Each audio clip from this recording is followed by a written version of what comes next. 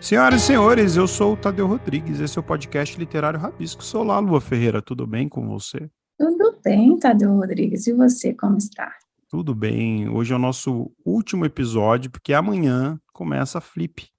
Amanhã, quarta-feira, o Olha pessoal já vai só. estar na Flip, no Festival Literário de Paraty. Nós estaremos lá nas casas paralelas, dando rolês. Então, quem for ouvinte do Rabiscos e quiser comparecer, fica de olho também nas minhas redes sociais, que eu estou lançando meu livro lá na Casa para Todos, da Eu editora ia falar Nós. disso, Aí hoje estou. É que agora, hoje é terça, né? A gente não tá gravando na terça, a gente tá gravando uma semana antes. Mas, para quem ouve, hoje é terça. Eu já devo ter todas as informações, espero que eu já tenha todas as informações. É só olhar no meu Instagram lá. Mas todas as informações do lançamento também. Eu tô bem. E você cuidando da tosse? Cuidando da tosse. Mas eu acho que o episódio passado eu tava pior.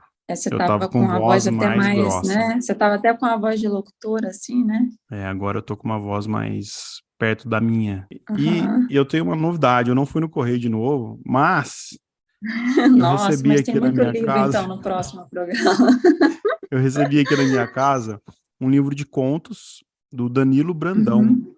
Tempos Que Ainda Sem Nome. bacana. O pessoal de casa não tá vendo, mas o nosso convidado é Luz. Então, Bacana esse título. quero agradecer o Danilo aí. Eu sei que a gente troca figurinha nas redes sociais, mas quero conhecer também esse lado dele de contista. É isso, acho que não temos mais recados para hoje.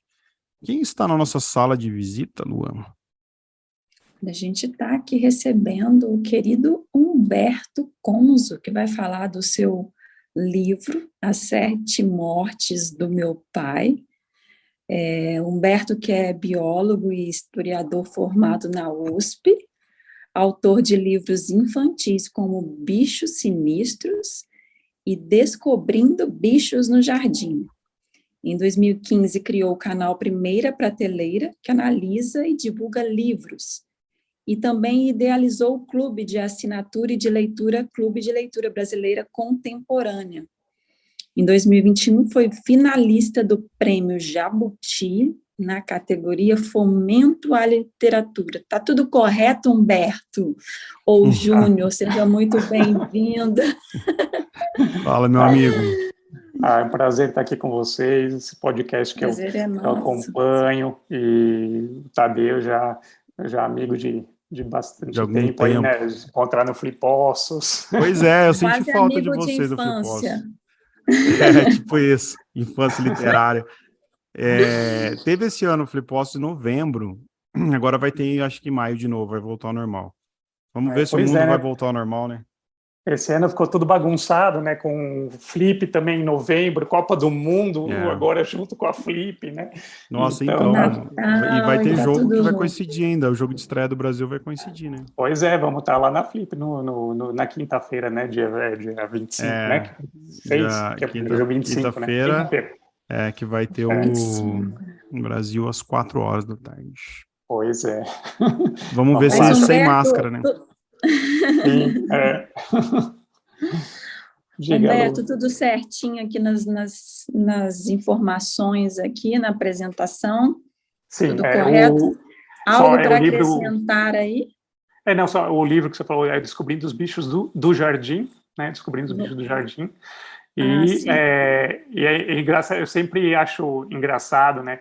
Porque tem a ver com o livro também, que eu estou lançando, quando as pessoas me chamam de Humberto Conzo, sem pôr o Júnior no final. Ah, Porque eu sou júnior e o livro fala muito disso. O livro é essa minha relação com meu pai e essa questão do nome está sempre presente na história toda. que legal, o Humberto. Só. Pode Desculpa, falar, Tadeu, Lua. pode Te falar. cortei. Não, pode Não, falar. eu só ia confirmar aqui o nome da editora é Mondro ou Mondro. Mondro? É Mondro. É, Mondro. porque. Na verdade, Mondro. vem do Drummond, né? E aí é o Hum, Ah, contrário. tá. legal, Entendi. gostei. Bacana. Humberto, que eu sigo há um tempo já no canal Primeira Prateleira. Pessoal de casa que não conhece, gosta de literatura. O Humberto faz análises muito legais. Desde que a gente trocou figurinha pela primeira vez, eu acompanho. E agora tá vindo de livro novo aí, As Sete Mortes do Meu Pai. Antes da gente começar, eu só vou dar uma breve sinopse aqui para o pessoal de casa saber mais ou menos do que trata a obra. E aí a gente tem várias perguntinhas aí para trocar. Então, o livro conta que uma história, né, que durante o velório do seu pai, o personagem narrador, que leva o mesmo nome do autor, recebe uma notícia desconcertante. Após lidar com as questões mais urgentes que a morte e a notícia causaram, passa a revisitar seu passado e sua relação com o pai. Sem acesso aos pertences dele, lhe resta apenas um álbum de fotos de família e poucos documentos e objetos deixados para trás. Partindo dessa memorabilia, o personagem narra e reconstrói os momentos que lhe separaram de seu pai, um filho que sempre se achou diferente do pai, que sempre quis ser diferente do pai, vai percebendo a importância da figura paterna em sua vida, para o bem e para o mal, e se dá conta do quanto há semelhança entre eles. Eu tô super curioso para ler, Humberto. Parece ser um livro bem sensível, assim, e a gente fica curioso, de fato. Eu, particularmente, parece muito do tipo de literatura que eu gosto. Um drama, assim, alguma coisa, né, Lua? Verdade. Humberto, só uma dúvida, eu te chamo de Humberto ou de Júnior? Como que de Humberto mesmo. Humberto, né? Isso.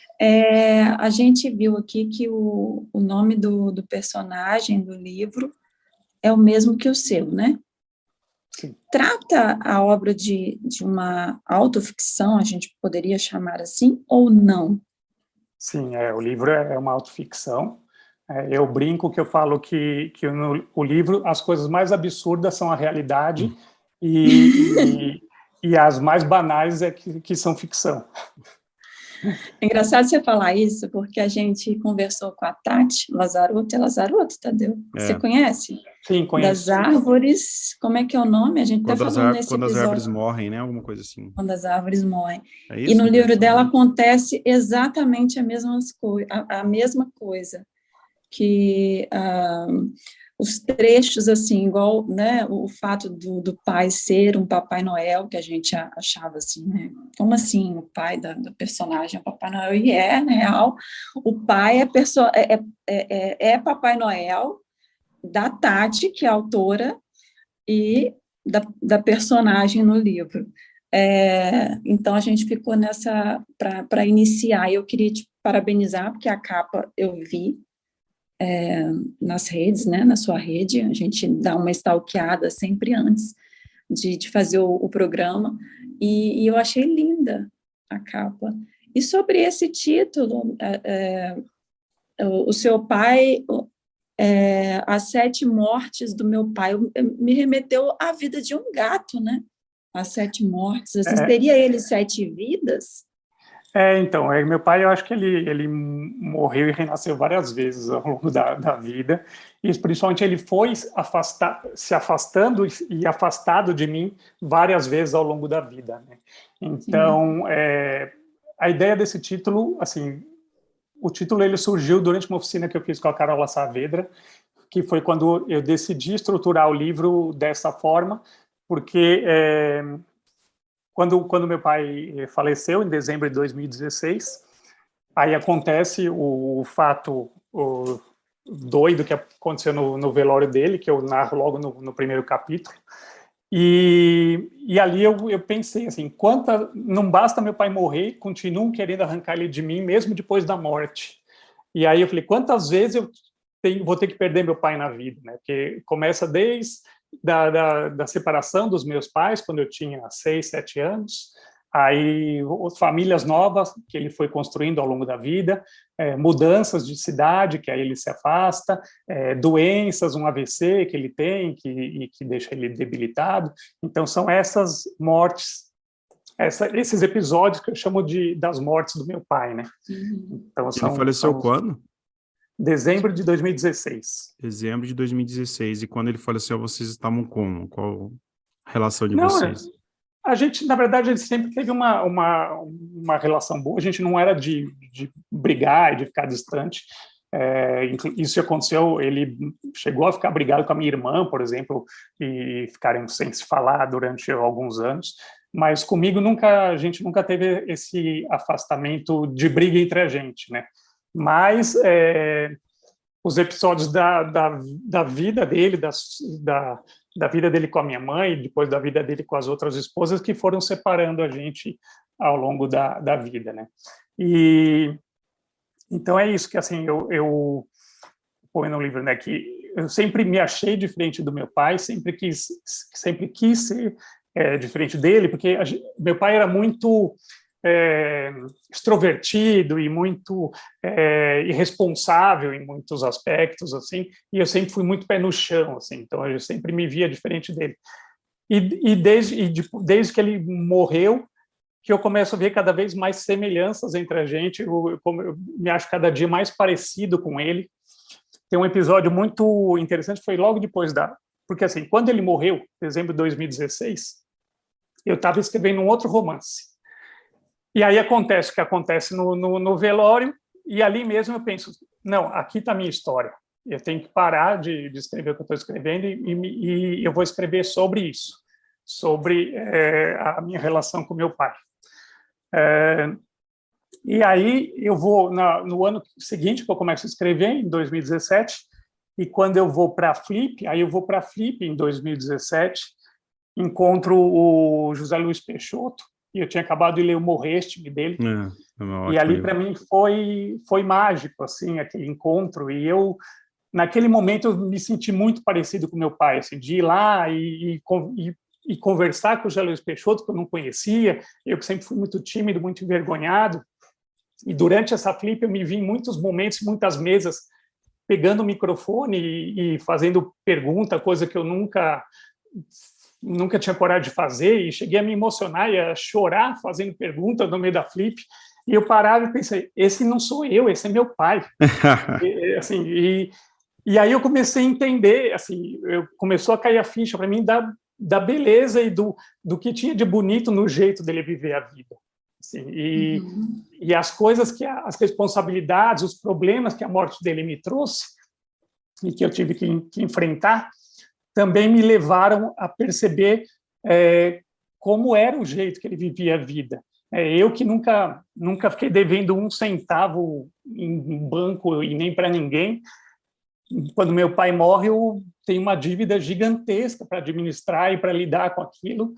E aí eu via como era a vida dele, como era passar por tudo aquilo. Eu começava a entender melhor tudo isso na vida dele. Né?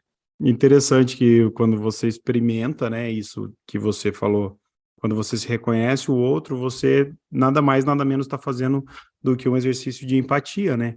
De entender o outro, só que você se dá conta disso meio que revivendo geneticamente, né? Por diversas razões, jeitos do seu pai, modos de ver a vida, né?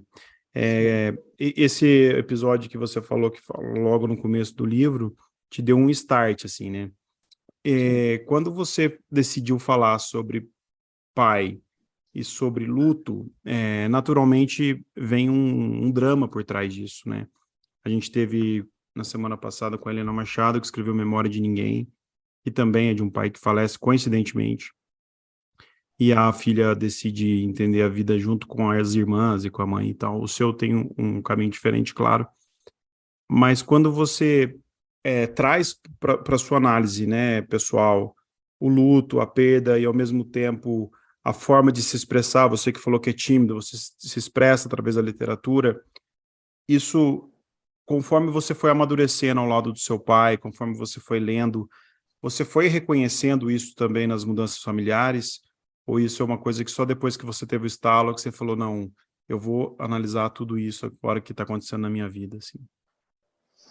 Então, tem algumas coisas eu já vinha percebendo ao longo dos anos, mas assim, foi com a morte dele e com todo esse processo de escrever o livro que eu fui retomando todas essas lembranças e reformulando elas, reinterpretando todos esses eventos e sentimentos, e que aí eu fui me dando mais conta assim da real situação e dessa relação que a gente tinha, dessa relação entre eu e ele.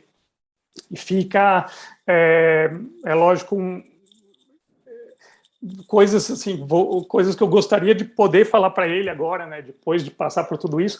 A morte dele acabou sendo mais uma lição para mim, mais um ensinamento para mim. A gente tem uma história interessante, porque quando eu tinha... Isso é um evento que também está contado no livro. quando eu tinha uns 16 anos, 15 anos, um dia era dia dos pais, ou era aniversário do meu pai. No livro está como Dia dos Pais, mas eu acho que era o aniversário dele, na verdade. Eu estava sem presente para dar para ele, e aí eu estava começando a escrever poesias. Eu escrevo uma poesia e entrego a poesia para ele. E aí ele lê aqui, assim, ele foi ler aquilo e começou a chorar, assim, e eu vi, assim, o poder que a literatura tinha, o poder que um texto podia ter sobre uma pessoa. E aí ele me pergunta se eu escrevia mais coisas, se eu tinha outros poemas. Eu falei que eu tinha. E aí ele pede para eu começar sempre... Eu bati a máquina, né? Então aí começou a bater com papel carbono para fazer uma cópia e entregar para ele. E eu ia entregando. Ele ia pegando, às vezes ele dava uma olhada em uma ou outra e pronto. Não, às vezes nem comentava nada. Virou uma rotina, assim. Aí quando eu estava no último ano do colégio, um dia numa feira de ciências, de surpresa, meus amigos vêm, me pegam, me carregam e me levam para o hall de entrada lá da escola. E aí eu vejo, chega lá, está o diretor da escola com um livro na mão, com meu nome na capa. Assim, então, o meu pai, ele pegou todas aquelas poesias e transformou num livro, publicou o livro. E aí foi o lançamento no colégio. Aquilo, para mim, mudou a minha vida. Porque, assim, mudou a forma como eu me relacionava com os meus colegas de classe. Justamente como era muito tímido, eu sempre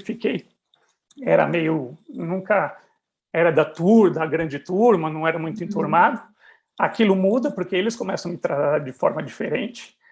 E ali eu comecei a perder um pouco da timidez e usar a literatura, usar esse livro até para dar para os amigos, usar isso para me aproximar das pessoas. Então, eu falo que meu pai, nesse momento, meu pai que trouxe a literatura para a minha vida com essa publicação do livro. E agora, com a morte dele, ele me traz meu primeiro romance. Sim, então, eu ia falar, diga. Inclusive, eu ia te perguntar sobre isso, né? Se o livro, esse seu primeiro romance, se ele nasce a partir do falecimento do seu pai, ou se já havia algum projeto, não sei se você falou isso agora há pouco, e eu me distraí, ou se havia um projeto de algum outro livro, alguma outra história que no decorrer, né, desse acontecimento, do falecimento, você mudou o rumo, ou não? Foi a partir da morte dele? Então, antes da morte dele, assim, eu escrevi alguns contos, eu tinha escrito os livros infantis, né? Mas na época eu estava escrevendo um outro romance que é uma distopia, assim, nada a ver, um livro bem diferente. E no velório dele, com tudo que aconteceu, que ali eu resolvo, não, eu vou parar de escrever o que eu estou escrevendo e eu vou escrever sobre isso. Eu vou escrever sobre o meu pai, vou escrever sobre a minha relação com ele. Então, ali foi uma guinada mesmo, mudou.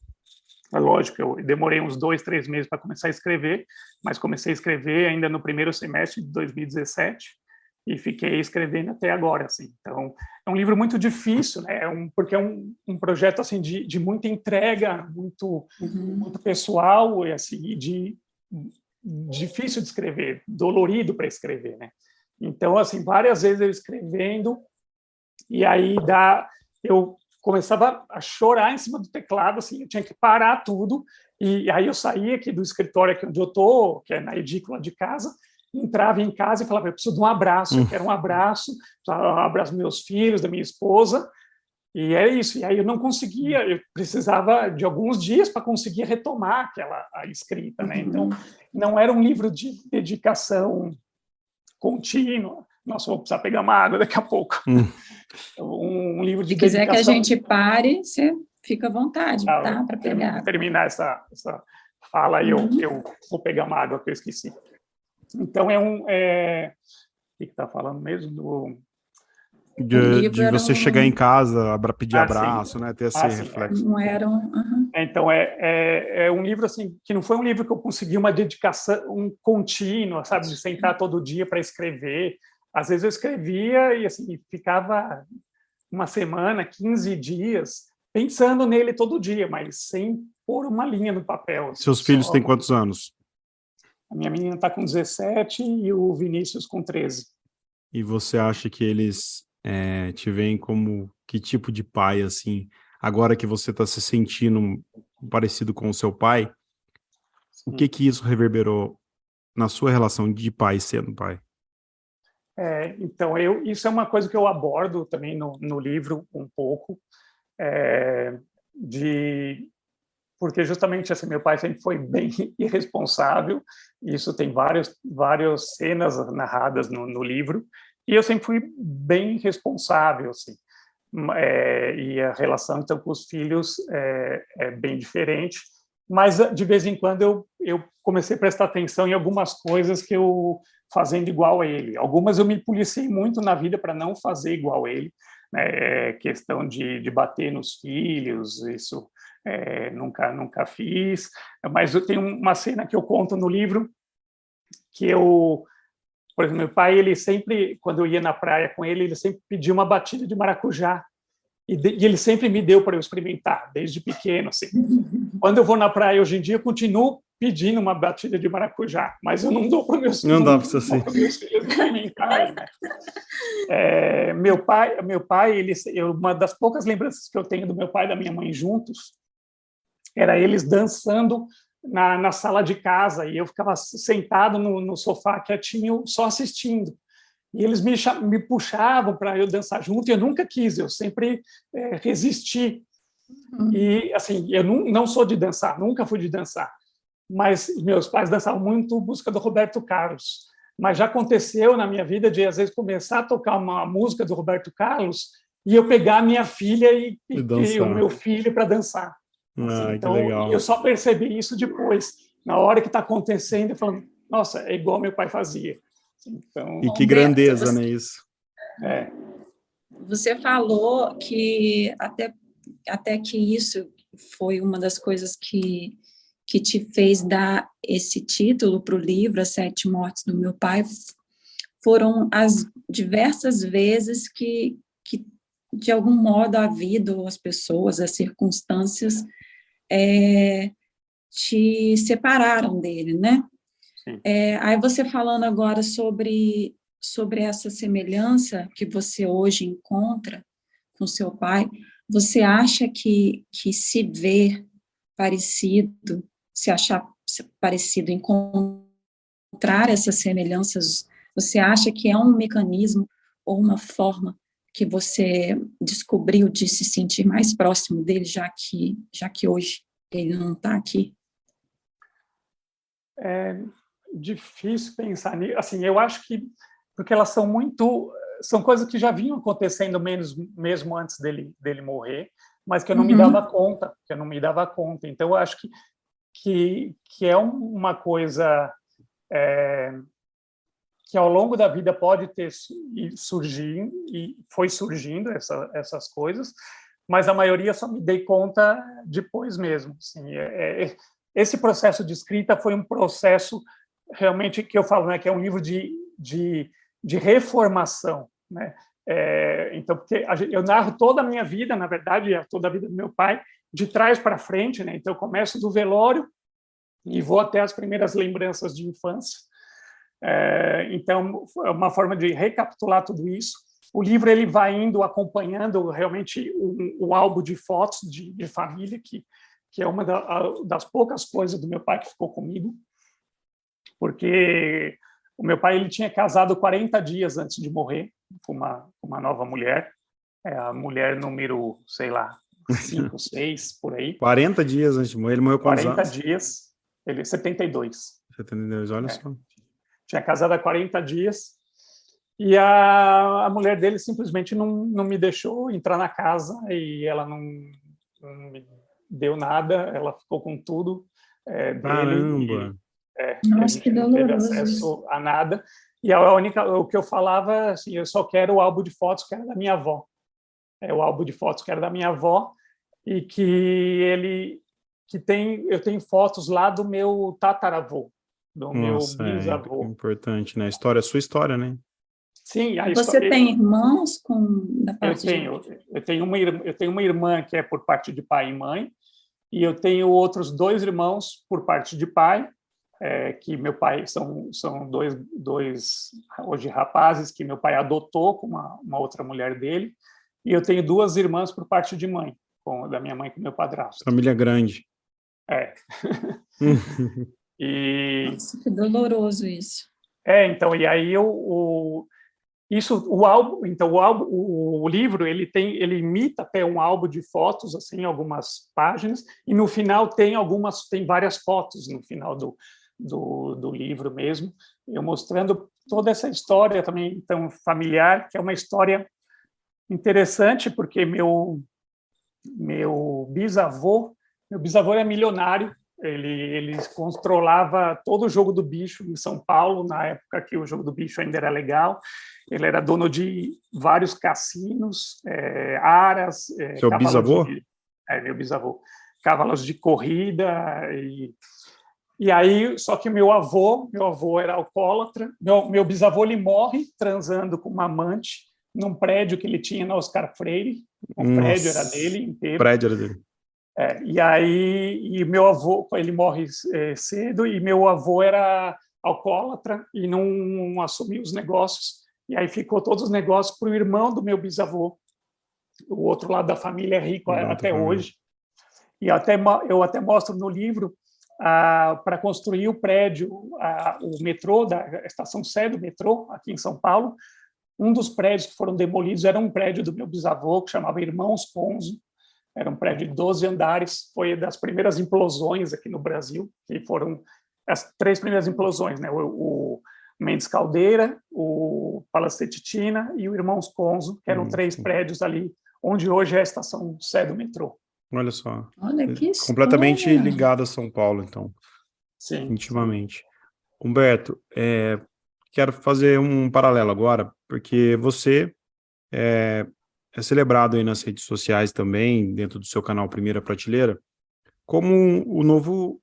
É um crítico literário. Hoje em dia, o crítico literário está na internet, né? O que a gente ia atrás de opiniões em alguns lugares de jornais, revistas, a gente vai hoje na internet e você vai assistir um booktuber, você vai assistir uma pessoa que te passa credibilidade, ou você sabe que aquela pessoa está fazendo algo real, assim, não está sendo, né, pago para falar ou para dar um comentário.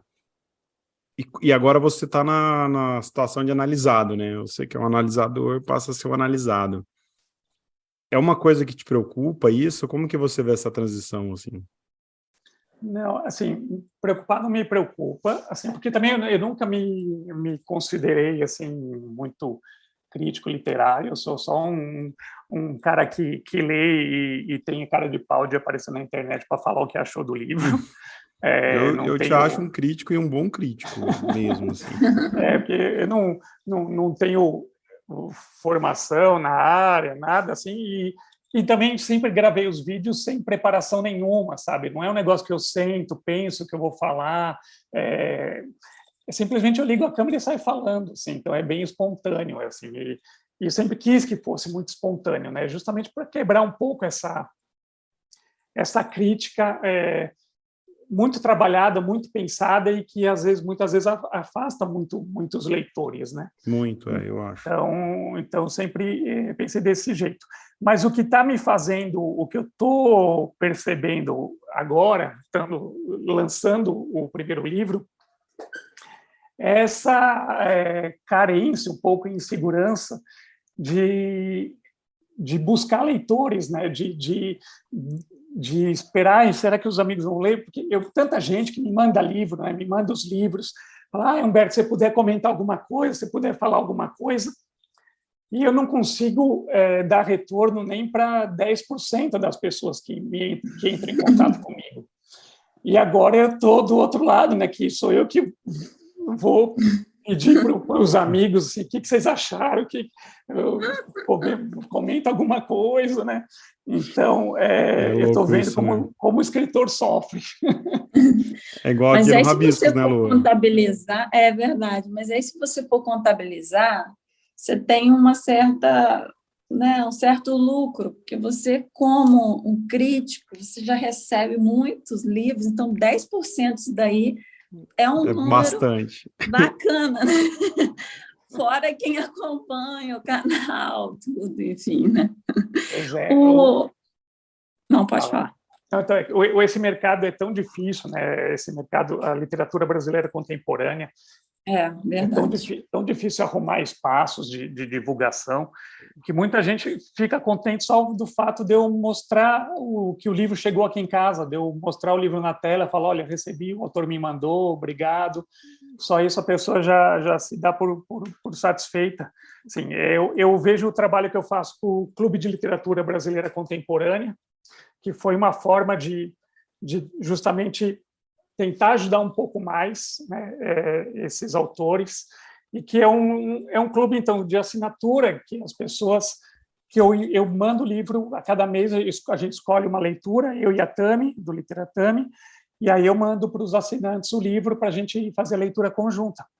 Eu acho, o clube é bem pequeno, hoje em dia são cerca de 40 assinantes, então são 40 livros que eu compro por mês para enviar. Mas 40 livros, nesse mercado da literatura contemporânea brasileira, nem é tão pouco. Você tem edições de 200 exemplares, 40 já são 20% do que eu estou comprando. Então, às vezes, eu chego, quando eu vou comprar para o clube, eu tenho que entrar em contato com a editora para ver se eles têm os 40, porque às vezes nem tem 40 exemplares para entregar. Eu já assinei já o clube há um tempo, e aqui no Rabiscos tem uma coisa muito semelhante, a gente recebe muitos livros também, naturalmente, e o que a gente tem tentado, né, junto aqui com a Lua, com o Alisson, né, com a Carol, é a gente tentar resgatar sempre a nossa vontade de falar daquele livro e de falar com aquele autor. Eu nunca, a gente, aqui no Rabisco, pelo menos, a gente nunca cedeu muito, assim, a pressão, muita gente indicando, isso não é um termômetro para a gente, mas quando tem interesse e dentro de um trabalho curatorial também. Às vezes está faltando, está vindo muito homem, às vezes está vindo muito branco, aí a gente tem que ficar sempre de olho, ó, vamos divulgar tal, vamos falar, porque a gente sabe que um papo como esse tem um reflexo na venda do livro, no interesse da pessoa, a gente sabe disso. Só que a gente quer que a nossa relação com a literatura sempre seja genuína. Eu acredito que é muito parecido com o que você falou, né? Eu gosto muito das suas análises de literatura porque elas são desse modo que você disse, elas são naturais, elas são verdadeiras, não tem texto programado, apesar de você pode até escrever um roteiro, mas não tem um apego à forma com que você está falando, com onde você está indo. E você sabe o estilo que você gosta de ler, você sabe os autores e as autoras que você considera bons. Isso influenciou na sua escrita mesmo, no seu, porque você faz oficina, você é um leitor assíduo. Em algum momento você escrevendo, fala, nossa, deixa eu ir por esse lado, ou como, sei lá, Humberto Eco faz de querer escrever para outros escritores, ou isso não foi uma preocupação? Você falou, não, vou escrever naquele livro e eu sei o que eu curto e tal. Não, eu sempre nunca fui atrás disso. Assim, sempre tive o meu estilo de escrever. Assim, o que influenciou assim foi justamente na hora de procurar oficinas para fazer. Eu fui procurar daqueles autores que eu mais admirava e que eu mais gostava de ler. Então, eu fiz oficina com a André Del Fuego, com o Marcelino Freire, com a Carola Saavedra. E o que serviu foi para eles me ajudarem a aprender a corrigir as minhas falhas, assim, a corrigir vícios, né, vícios de escrita, vícios de linguagem. Isso é muito importante e de formas de pensar, de técnicas de escrita. Isso foi me ajudando bastante. Eu fiz o clipe também na Casa das Rosas, né? E que ali cada mês é um professor diferente. Então eu tive aula com o Rafael Galo, com a Paula Fabro, Rafael Galo que ganhou um prêmio recentemente acabou agora. de ganhar o Saramago, né? Acabou de ganhar, tá lá em Portugal. Eu mandei o WhatsApp para ele. Também mandei meus parabéns, Rafael Galo querido e talentosíssimo. Sim, então Rafael Galo é um cara assim que sempre ele é bastante amigo meu, assim a gente se fala sempre. E ele foi meu professor lá no clipe também, né? A Cristina Judar também foi minha professora lá. Então, escritores que eu convivo bastante, pessoal aqui de São Paulo, né? E então foi por aí que eu fui. Eles foram auxiliando a minha formação, mas gente que eu já admirava como leitor, assim, e eu acho engraçado, assim, até porque nessa primeira Flip que a gente comentou, que eu fui em 2017, eu não conhecia ninguém, estava começando a conhecer um escritor ou outro, e eu acho mágico, e isso lembra um pouco o meu pai também, esse fato, o canal literário foi trazendo para a minha vida o convívio e a amizade de escritores. Eu nunca, antes disso, eu nunca poderia me imaginar sentado numa mesa de bar, sabe, com Marcelino Freire, com Rafael Galo, Marcelo Maluf, a Paula Fabri, vários desses eu vou na casa deles, assim. Para mim é um mundo de sonho, porque eu era fã mesmo, babão, assim. E é engraçado que o mundo é pequeno, né? Marcelino Freire que escreve a orelha do seu livro, né? Sim. Que eu li, que eu adorei. E como é que foi? Foi natural, assim? Foi uma oficina? Foi desse convívio que você falou aí, que vocês hoje têm? Que veio o nome do Marcelino? Como é que foi essa... Eu, assim, quando eu pensei no livro, assim, eu tinha duas opções de gente que eu queria, as duas primeiras opções para escrever Orelha para mim, que seria André Del Fuego ou Marcelino Freire, porque para mim, assim, são meio que padrinhos na literatura. A Andréia foi a primeira pessoa que eu fiz oficina na vida e que eu vi como era bonito esse mundo e como era legal participar de oficina.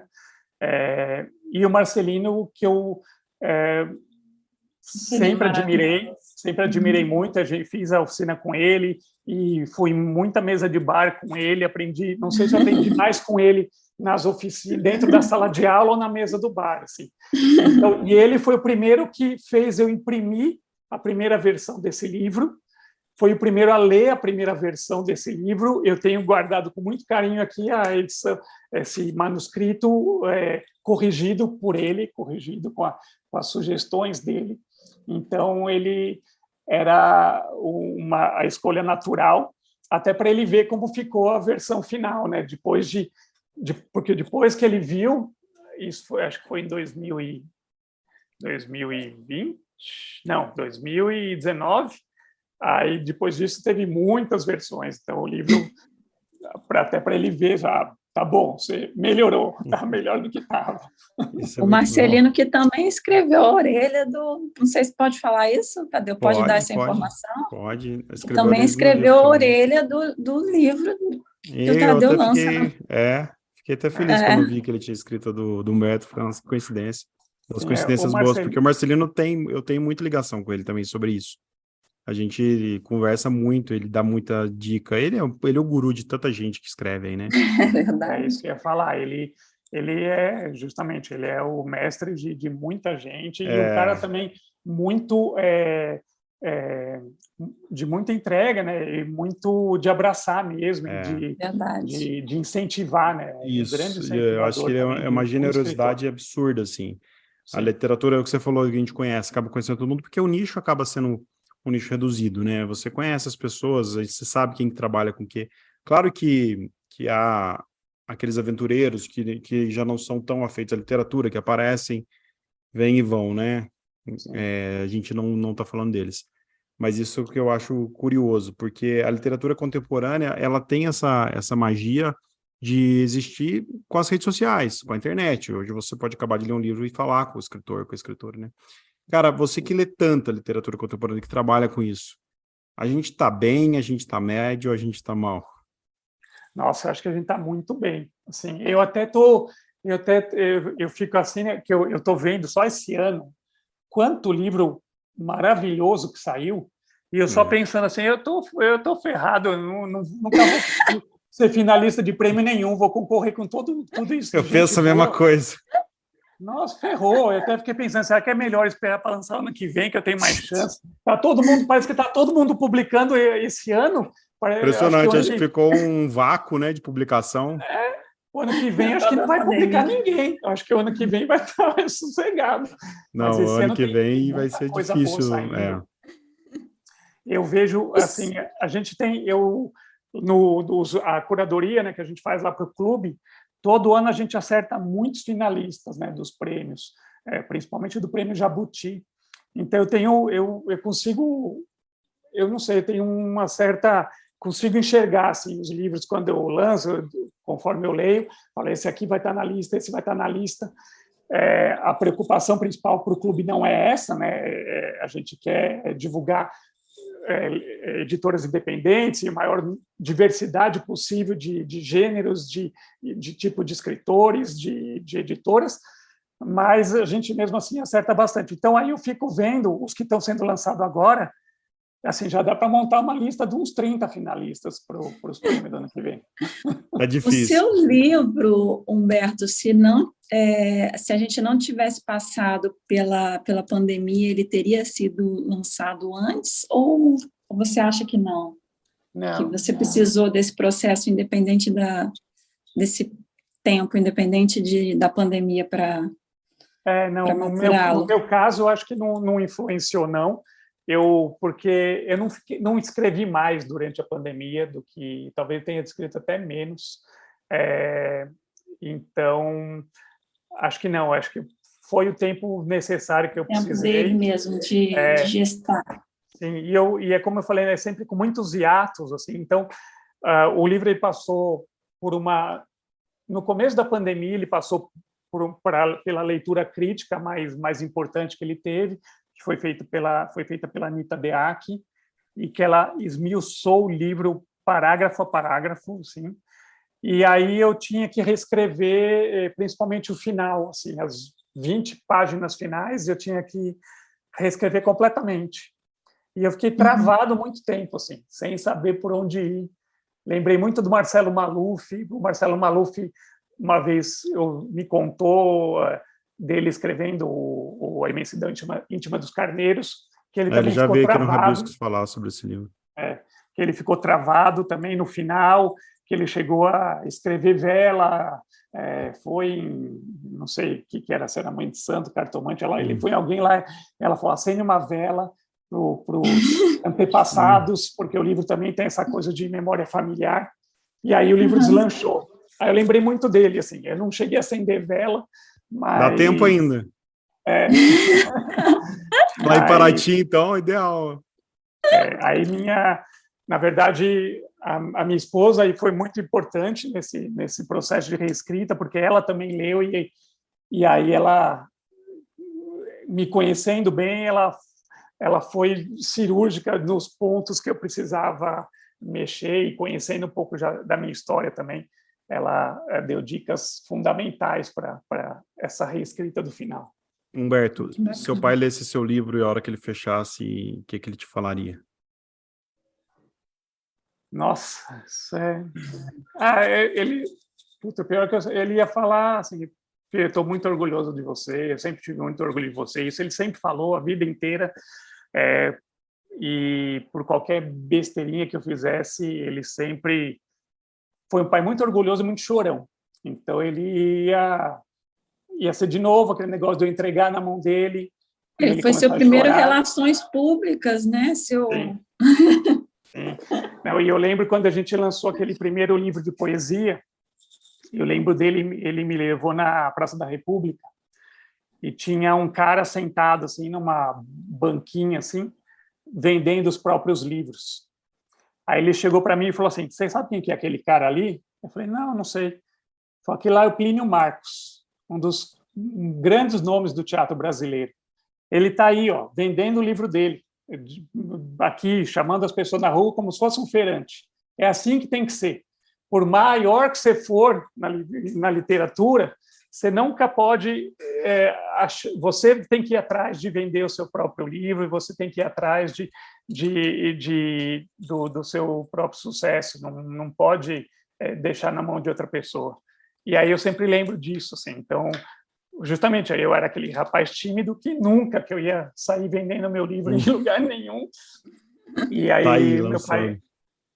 Então, é isso. Assim. Então, eu acho que o livro termina um pouco dessa forma, assim, dessa minha fala. O último capítulo, na verdade, ele muda, né? Porque a narração é toda em primeira pessoa.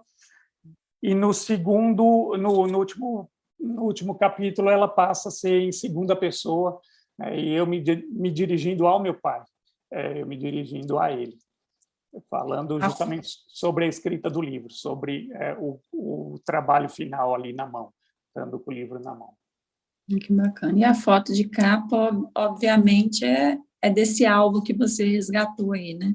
Sim, essa é uma foto minha mesmo, eu sou essa criança que aparece na capa. É uma foto linda, aliás, e eu não sei se o tom original dela é esse, sim, mas assim, a tonalidade da foto, a capa, ficou muito bonita, né?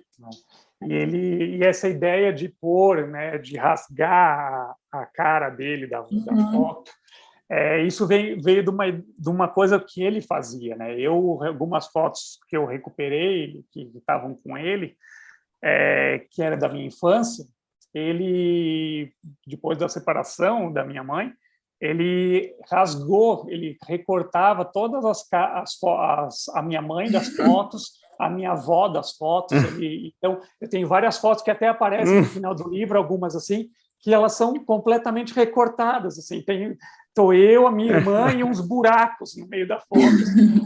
Então, daí que veio essa ideia de fazer assim. Interessante. Cara, a gente está indo para a reta final aqui e eu queria te perguntar do Primeira Prateleira, como que está o ritmo, o pessoal que não conhece, como que você seleciona os livros, qual que é a frequência que tem os vídeos também? Sim.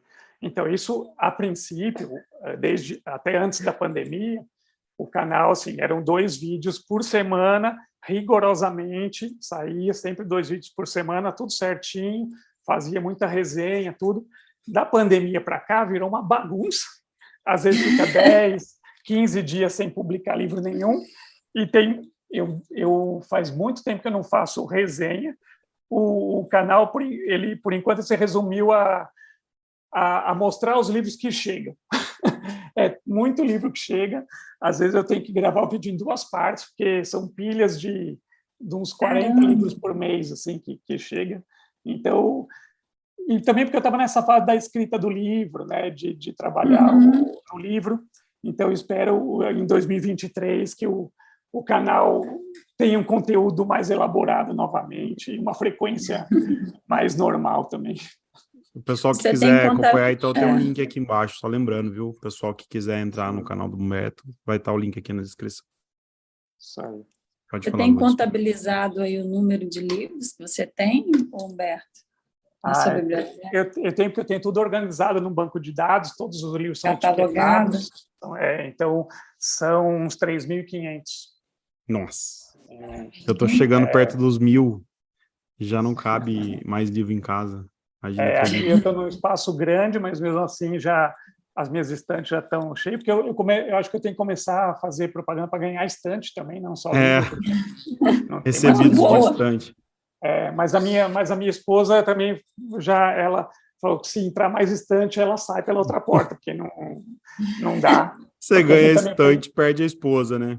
Porque ela também fala, a gente não vai morar essa minha casa tem muitos andares e é muita escada.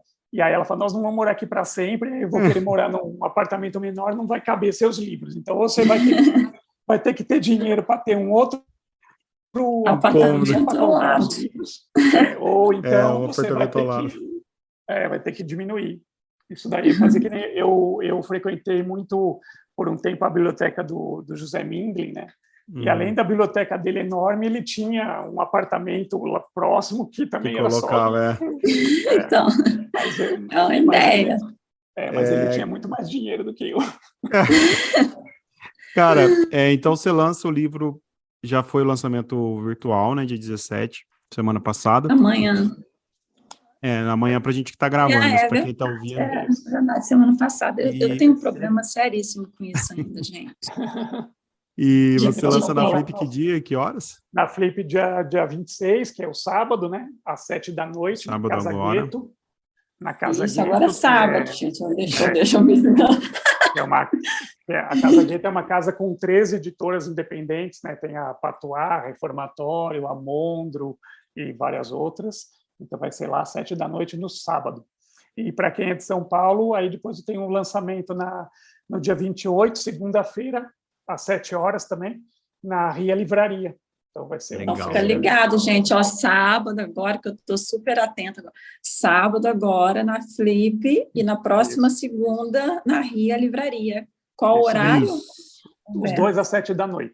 Os dois às 19h, isso aí. Humberto. E o livro tá em pré-venda, né? Já, isso que eu ia falar. E tem promoção, tá rolando uma promoção. Tá rolando ainda essa semana, que é a semana que... em pré-venda, porque ele fica em pré-venda até o dia 30 de novembro. Ótimo. E aí a pré-venda, o livro, que o preço de capa dele é R$ 59,90, mas ele está na pré-venda por R$ 44,90. Então, está numa super promoção.